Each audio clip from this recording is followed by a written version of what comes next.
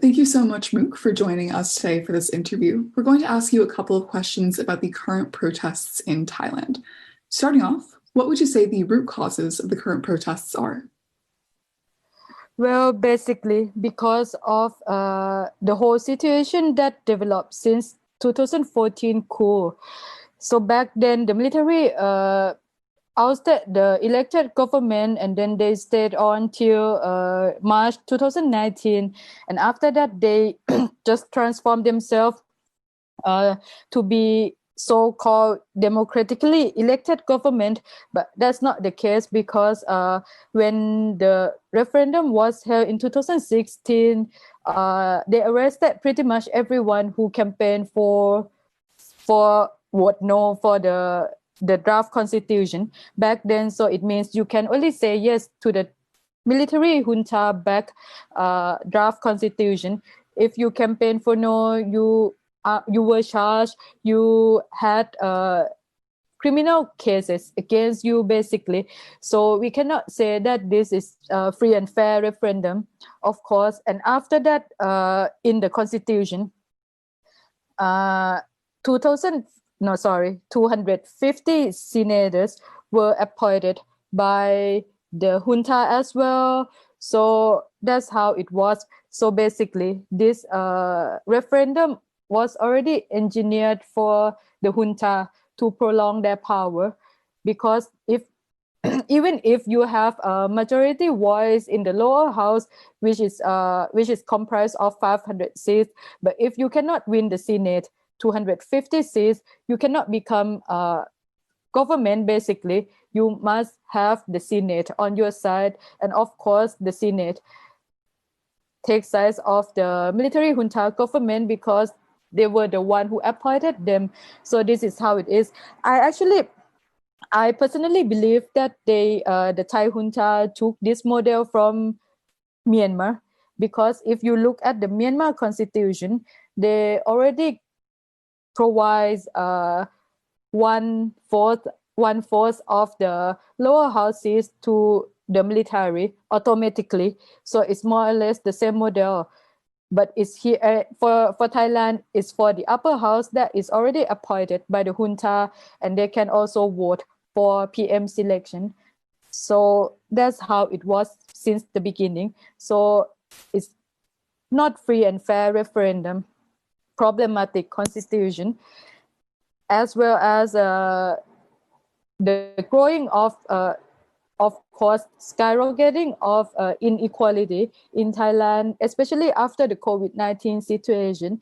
Poor people getting poorer and poorer, while the rich getting richer and richer. And of course, because of the economic downfall, the young generation is worried about their future. So even if they graduate from the good schools, even if they trying to make their trying their best to make their life, but there might not be future for them. So that's why people decided to come out on the street, and that's why most of them are young people. It's a very helpful background. Thank you. What are the demands of the protesters who are out on the streets right now? So the first demand is, of course, the resignation of the prime minister, because if you look at the structure of the constitution, it's unfree, it's not free, it's not fair, basically. So we can see that clearly. As I explained already, he was selected also by the Senate, those people that he appointed by himself. And the second demand is for the drafting of the new constitution, which makes all sense here, because if I already talk a lot about the root cause of problem, and we can see that this 2016 constitution is very, no, sorry, 2017 constitution is really, really problematic, because it was engineered specifically for the military junta to prolong their power at least for 8 years, because this Senate that was appointed by them would last for 5 years. So it means, and in Thailand, the general election takes place every 4 years. So you can see it clearly. Like after 4 years, the Senate still there to take part in PM selection again. So that's the thing. And the last one, which is very, very critical point for Thai society, is the monarchy reform. Because if you look back at the modern political Thai history, you might not recognize it. But after the revolution in 1932, we already have like 13 coups. So it's basically, we can say like every decade we would experience at least one coup. Okay, how old I am? I'm 30. So sorry, I'm 35 years old this year, and I experienced already 3 coups by myself. Like first time when I was 7, second time when I was 21, and last time when I was 29 years old. So you can see like, okay, I lived my life for 3 decades basically, and I already experienced 3 coups. So this is kind of a vicious cycle that is happening in Thai society, and we cannot deny the role of a close relationship between the military and monarchy, because every single coup cannot be succeeded if the king doesn't sign and approve the coup.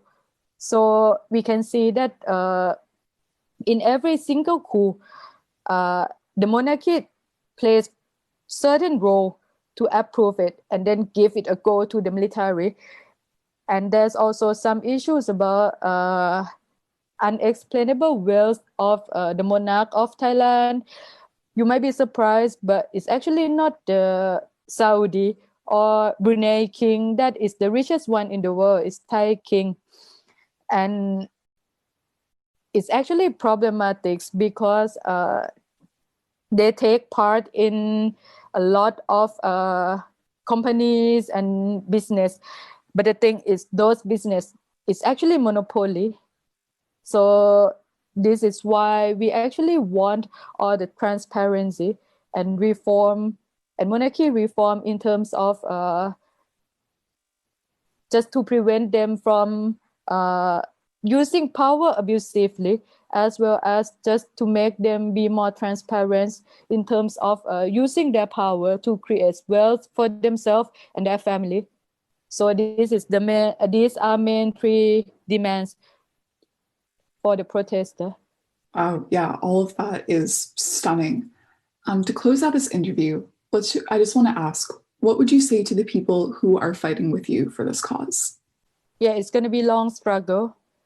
We have to be smart. We have to be strategic. We cannot just use emotion and then go out on the street. We have to think about the long-term strategy. So basically, if I can say that if we're gonna win this struggle, we can go back to this kind of theory that if 3.5% of the whole population is with us, we are likely to win. And right now, I believe that at least 500,000 people are already on the street in different provinces throughout the country. So we're getting there. And if we want to be succeed in this struggle, we have to hold on certain principles, which is unity. We can use different directions, but we must have the same goal, which we all know what they are already.